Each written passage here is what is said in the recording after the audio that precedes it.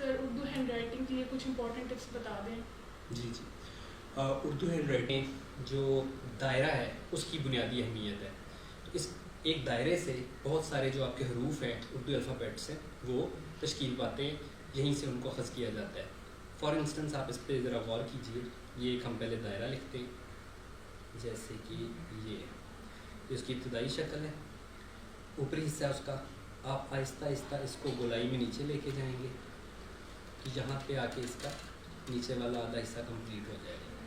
اس کے بعد آپ نے اسی دائرے کو رفتہ رفتہ آگے لے کے جانا ہے اور اوپر بھی اٹھانا ہے. ٹھیک ہے, اگر یہ دائرہ آپ کا کمپلیٹ ہو جائے یا ٹھیک ہو جائے, آپ کی ہینڈ رائٹنگ کے میکسیمم جو الفابیٹس ہیں وہ ٹھیک ہو جاتے ہیں.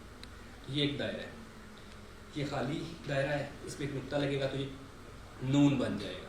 اب اسی دائرے سے آپ غور کیجئے گا, ہم اس کو سین بنا دیں گے. آپ دیکھیے جو قلم اور دوات ہے اس کی بنیادی اہمیت ہے اردو ہینڈ رائٹنگ میں. جن لوگوں نے تختی لکھی ہے یا قلم سے لکھا ہے ان کی رائٹنگ ہمیشہ اچھی ہوتی ہے, اور اس سے آپ کو ایکسٹرا مارکس بھی ملتے ہیں اپنی اکیڈمکس میں, اپنے ایگزامس میں. تو یہاں سے دیکھیں, ہم نے پہلے ایک دائرہ تھا نون کا, اس سے ہم نے سین بنا دیا. اب یہیں سے اس سین کو ہم سواد میں کنورٹ کر دیں گے ایسے اور اس طرح سے. جو پہلے خالی نون تھا وہ سین بنا, پھر سواد بنا. تو ہم نے کیا کیا, ایک ہی دائرے سے 3 الفابیٹس کمپلیٹ کر لیے. ٹھیک ہو گیا. اب مزید اس پہ اگر غور کریں تو جو 3 نقطوں والا شین ہوتا ہے وہ بھی یہیں سے کمپلیٹ ہوتا ہے. یہ دیکھیے, یہ 3 نقطوں والا شین بھی مکمل ہو گیا. 4 الفابیٹس ہو گئے, خالی نون, سواد, سین اور شین.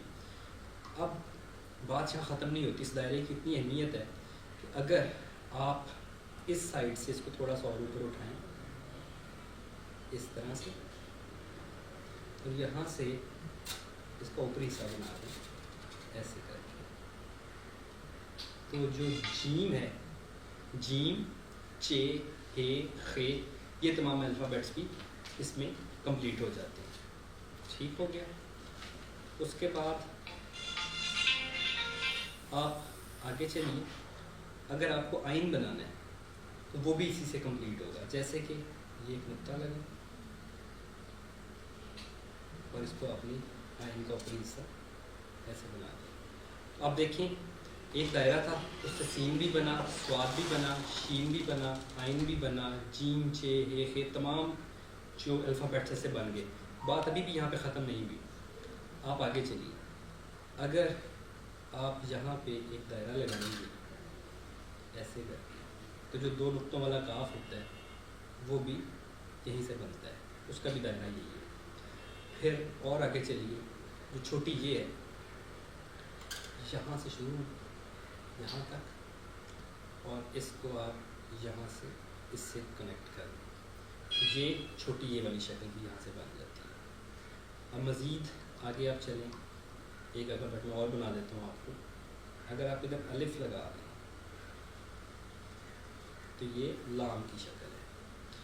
اب آپ نوٹ کیجئے کہ آپ نے ایک نون سے آغاز لیا, اسی سے سین بنایا, اسی سے سواد بنایا, اسی سے شین بنایا, تو 4 الفابیٹس تو یہ ہو گئے. پھر چھوٹی یہ 5واں الفابیٹ ہے, پھر کاف 6واں الفابیٹ ہے, پھر آئین 7واں الفابیٹ ہے, پھر لام جو ہے وہ آپ کا 9واں الفابیٹ ہے. پھر اس کے بعد آپ دیکھیے جیم, چے, ہے, خے, یہ بھی چاروں آپ نے اس میں شامل کر لیے. تو 13 الفابیٹس جو ہیں آپ کے اس ایک دائرے سے مکمل ہوئے. اور یہ جو دائرہ ہے ہم ایک دفعہ اور اس کو لکھ لیتے ہیں.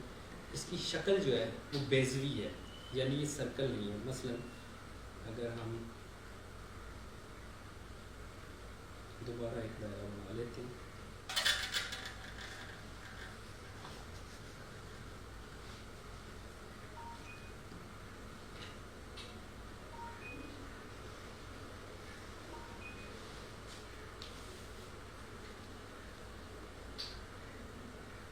ادھر سے نون کا دائرہ ہے اور ادھر سے یہ جیم سے اے کا دائرہ ہے. اگر آپ چاہیں تو اس کو اس میں کنورٹ بھی کر سکتے ہیں, اور اس کی شکل بیزلی ہے انڈے کی طرح. تو یہ جی امپورٹنٹ ٹپس ہیں جس کی آپ بات کر رہی تھی کہ ایک دائرے سے آپ اپنے 13 الفابیٹس کو جو امپروو کر سکتے ہیں, اور جب آپ کے اتنے سارے الفابیٹس اردو ہینڈ رائٹنگ میں ٹھیک ہو جائیں گے تو آپ کی اوور آل جو ہینڈ رائٹنگ ہے وہ امپروو ہوگی. اس سے آپ کو ایگزام کو بھی فائدہ ہوگا, اپنی ہینڈ رائٹنگ اس سے اچھی میں بھی فائدہ ہوگا. تو یہ بات آپ کے لیے بھی ہے اور باقی تمام اسٹوڈنٹس کے لیے بھی ہے جو اردو ہینڈ رائٹنگ میں امپروومنٹ لانا چاہتے ہیں, کیونکہ آپ کے یہ ایسے سبجیکٹس ہیں اردو, اسلامیات, مطالعہ پاکستان کے, اس میں اچھے نمبر آ جائیں تو آپ کی اوور آل ایک بورڈ میں پوزیشن بن سکتی ہے. تو دس از آل فار ٹوڈیز سیشن. امید ہے کہ آپ نے اس سے کافی کچھ سیکھا ہوگا. آپ نے سیکھ لیا تو باقی کو بھی سکھا دیں. ٹھیک ہے, چلیے, تھینک یو.